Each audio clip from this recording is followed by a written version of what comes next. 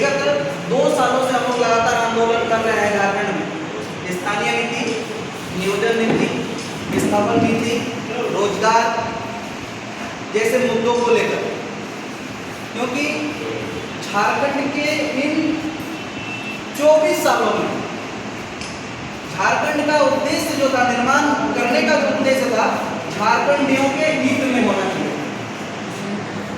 आपको भी जैसा भी है कि हम आम लड़के ही हैं, है ना, उम्र से भी लग रहा होगा बहुत ज़्यादा उम्र भी नहीं है, और साथ ही फेसबुक से भी लगता है कि आम आदमी नहीं आया हुआ है आप लोगों के पास। झारखंड निर्माण के साथ एक सपना सजाया गया कि बिहार से झारखंड अलग होगा, और जो झारखंडियों का हित नहीं हो पाया है, विकास नहीं हो पाया, उनका विकास हो, क्योंकि झारखंड जो है पूरे भारत का सबसे धनी राज्य है, और सबसे धनी लोग आप लोग भी हैं, बहुत ज़्यादा माइंड से आपके, और आने वाले 5 सालों में पूरे विश्व के दृष्टिपटल में झारखंड का सबसे अग्रणी स्थान होगा, क्योंकि शिकारीपाड़ा, काठीकुंड, गोपीकांदर, इन सारे जगहों में वर्ल्ड का सबसे बड़ा ओपन कास्ट माइन खुलने वाला है। ये जो माइंस खुलेगी, coal mines open cast mine होगी, बाकी दुनिया से कोयला खत्म है। थोड़ी सी मैं अपने बारे में बता देता हूँ। मैं उनका जिला सचिव हूँ, दायित्व मिला हुआ है जिला को थोड़ा मजबूत करने के लिए। इससे पहले मैं एक छात्र रहा हूँ, वर्तमान में शिक्षक हूँ, अन अकेडमी का एक्स एजुकेटर रह चुका हूँ। मैंने अन अकेडमी को लेफ्ट किया क्योंकि कुछ झारखंड और झारखंडियों के हित में करना था। इन 24 सालों में हमें ना रोजगार मिला, ना हमें नौकरियां मिली, ना हमारे यहाँ पे विस्थापित लोगों को विस्थापन नीति के द्वारा विस्थापित लोगों को लाभ मिला, मुआवजा मिला, नहीं मिल पाया, और मिला भी तो बहुत कम लोगों को मिला। और इन आने वाले 10 साल, 20 साल, 30 साल में जो है, अगर यही रवैया रहा तो आपकी माइनिंग करते करते आपका पूरा जमीन खोखला हो जाएगा, शिकारीपाड़ा भी खोखला हो जाएगा, काठीकुंड भी खोखला हो जाएगा, गोपीकांदर भी खोखला हो जाएगा, और बचेगा तो आपके पास फंसने का ही रास्ता। क्योंकि इस जमीन को कहीं ना कहीं हमारे पूर्वजों ने ही सींचा है। हमारे पूर्वज हमेशा से इस जगह पे रहे हैं, इसीलिए हम लोग बात करते हैं खतियान 1932 खतियान स्थानीय नीति, नियोजन नीति बनाने। खतियान का मतलब क्या?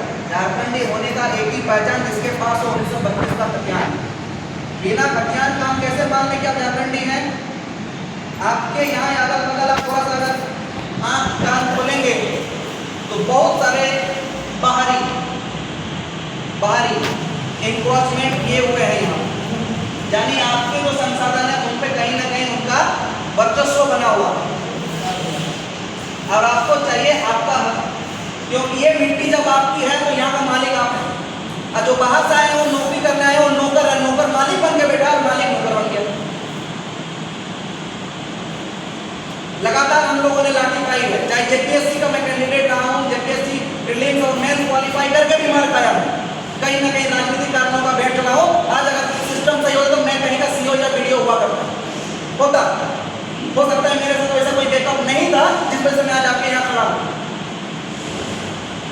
कहीं ना कहीं ये सिस्टम का फेलियर है, और इस सिस्टम को बदलने के लिए कहीं ना कहीं आप और हम जिम्मेदार हैं। लगातार 24 सालों से एक वर्ग का प्रतिनिधित्व रहा, और जितने भी लोगों ने यहाँ पे प्रतिनिधित्व किया वो सिर्फ लूटने का काम किया है। झारखंडी के हित का बात ना संसद में बोला गया, ना विधानसभा में बोला गया, ना हमारे हक और अधिकार के लिए कभी किसी चीज का मान किया गया। अगर मान किया जाता तो आज हम लोग यहाँ पे नहीं होते। निश्चित हम कहीं नौकरी कर रहे होते, आप कहीं रोजगार कर रहे होते, आप यहाँ बैठे नहीं होते। गलत कर रहा हूं? और आज अगर हम आपके पास खड़े हैं तो इसका मेन कारण यही है कि आज जो हमारे साथ घटित हुआ है, कहीं ना कहीं हमारे जो पूर्वज थे, हमारे बाप दादा ने इस चीज को समझ नहीं पाया।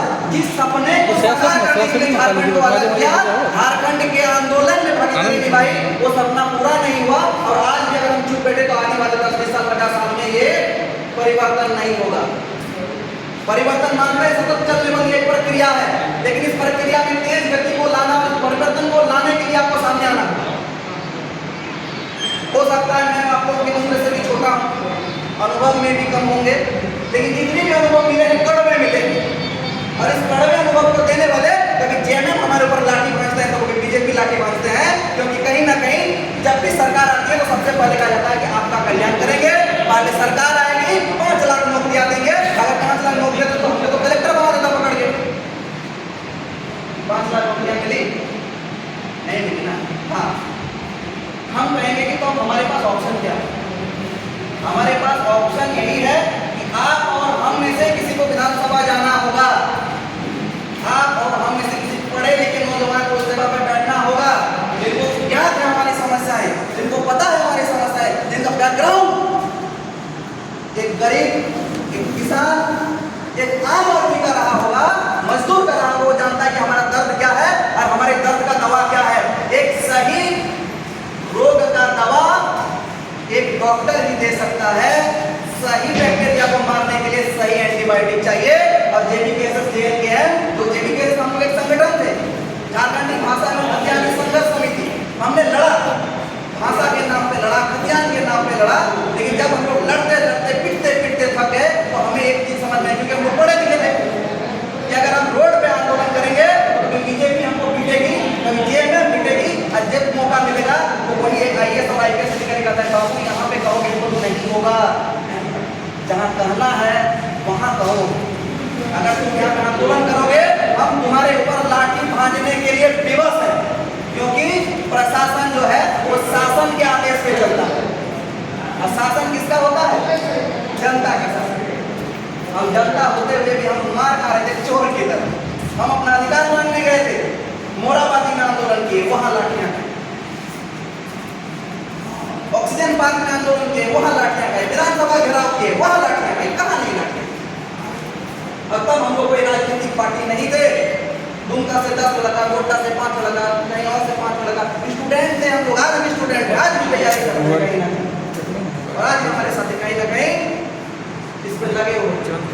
कारण क्या था कि हमको अपना हक और अधिकार चाहिए था। तो यही आईपीएस ऑफिसर ने कहा विधानसभा जाओ, और नहीं जाना आता है तो हम बताते हैं कैसे जाना है। पार्टी बनाओ, विधानसभा जाओ, चुनाव लड़ो।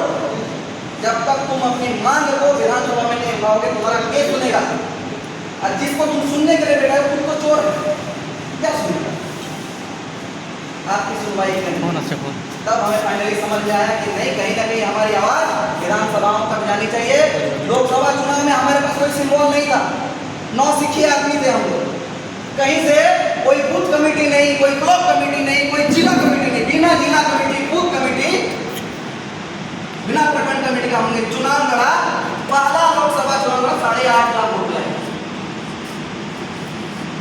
निर्दलीय लड़े थे, हर जगह से स्टूडेंट लड़ा। कहीं से मेरे नाम से कोई लड़ गया, कहीं और किसी नाम से लड़े, कोई स्टूडेंट लड़ा हर जगह से। हजारीबाग से संजय मेहता लड़ा, स्टूडेंट है भैया, राजनीतिक बैकग्राउंड नहीं है, नहीं पता है राजनीति क्या होता है। ब्लॉक कमेटी भी होता है ये भी नहीं पता होता है, ब्लॉक कमेटी में कितने मेंबर होते हैं ये नहीं पता होता है, बूथ में कमेटी चाहिए होता है ये नहीं पता होता है। लेकिन 8.5 लाख वोट हम कहते हैं, हम 10, 20, 50 हजार में मान लेते हैं कि आदमी बूथ हो सकता है, 8.5 लाख व्यक्ति बूथ नहीं हो सकता। झारखंड के पहली बार निर्दलीय चुनाव लड़ा, पहली बार रजिस्ट्रेशन हुआ, पहली बार एक बार में पार्टी को सिंबल मिला, जेएमएम को भी सिंबल एक बार में नहीं मिला। शायद हम लोग याद होगा, कभी मुर्गी छाप पे लड़ा वोट, कभी जोड़ा पत्ता पे लड़ा, बाद में यही हुआ था ना। और पहली बार हम लोगों ने चुनाव दिन लेके आया, यानी यहाँ पे लोग जागरूक हो रहे हैं। जागरूक होने का मतलब है लोग अपने हक और अधिकार को जान रहे हैं। टाइगर जयराम पांडु के नेतृत्व में अभी तक 30 करोड़ का मुआवजा बिना पावर में होते हुए 30 करोड़ का मुआवजा अभी तक दिलाया गया है लोगों को, जिनका हक और अधिकार है। जिस इंसान का कोई पावर नहीं है, जो अभी तक किसी पोस्ट में 30 करोड़ की मुआवजा दिला सकते हैं, तो वो पावर में होने को क्या होगा? पहली बार किसी आईएएस और आईपीएस को अगर ये कहने की हिम्मत करता है कोई लड़का कि आप जनता के नौकर हैं, आपको काम करना है तो जनता के लिए काम करना है, किसी नेता के दबाव में काम मत कीजिए, वो जेबीकेएस से नहीं होगा। और जितने भी लड़के पे केस लगा हुआ है ना, सारे विद्यार्थी, कोई राजनीतिक बैकग्राउंड किसी का नहीं, कोई कहीं से जिला अध्यक्ष नहीं था, कोई कहीं से कोई विधायक का बेटा नहीं था, तो चुनाव आया, टिकट लिया और लड़ गया। आज हम आप लोगों से विनम्र निवेदन विनती करने आए हैं, क्योंकि भारत का संविधान कहता कहता है we are the people of India, हम भारत के लोग, भारत को, भारत का संविधान किससे निहित है? भारत के लोगों का है ना। हम जनतंत्र है कि लोकतंत्र है? हम तो लोकतांत्रिक, जनतंत्र भी, गणतंत्र भी, क्योंकि हमारे यहाँ जो मुखिया होता है, देश का मुखिया, उसको कहीं ना कहीं हम ही लोग चुन के भेजते हैं। भैया हमारे लाख समस्याएं हैं, लाख लोगों की, हम सब बोलेंगे तो हल्ला होने लगेगा। एक काम कीजिए, आप ही हमारे समस्याओं को रखिए, और हम लोगों ने जो टैक्स भरा है ना, मैं 5% टैक्स लगने आता हूँ, हो सकता है 10% में भी चला जाऊँ इन फ्यूचर। तो कहीं ना कहीं टैक्स पेयर है, टैक्स देते हैं, और कहीं ना कहीं अगर आपको लगता है कि टैक्स पेयर जो अमीर है वही देता है तो गलत, आप गलत हैं। कभी अगर महसूस हो, एक कपड़ा खरीद के देखिएगा, लिखा होगा GST, GST में दो चीज लिखा होगा, IGST, SGST, CGST, सेंट्रल का अलग GST, इंटीग्रेटेड GST अलग, स्टेट का GST अलग। तो भैया आपने 60 लिया, 200 रुपये का GST बढ़ गया, वो GST का पैसा किसका है? आप ही का तो है, आपने टैक्स भरा ना। कंपनियां थोड़ी टैक्स भरती है, कंपनियां टैक्स नहीं भरती, कंपनी आपके पैसे से टैक्स भरती, उसका कोई अपना टैक्स नहीं। आप इसे लिया है, आपका शोषण हुआ।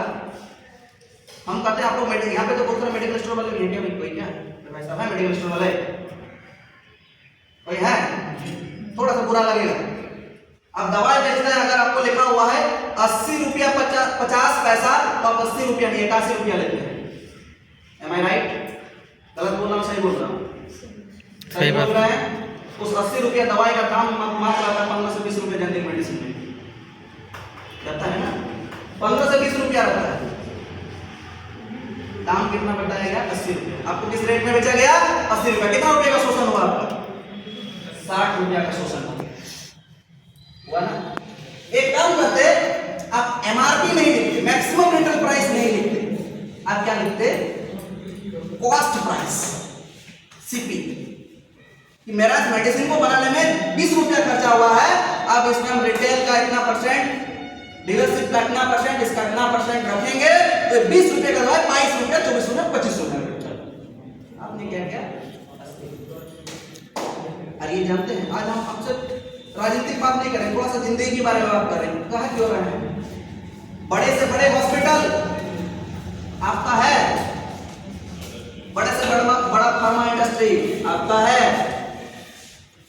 नहीं है ना, किसी कॉर्पोरेट का है।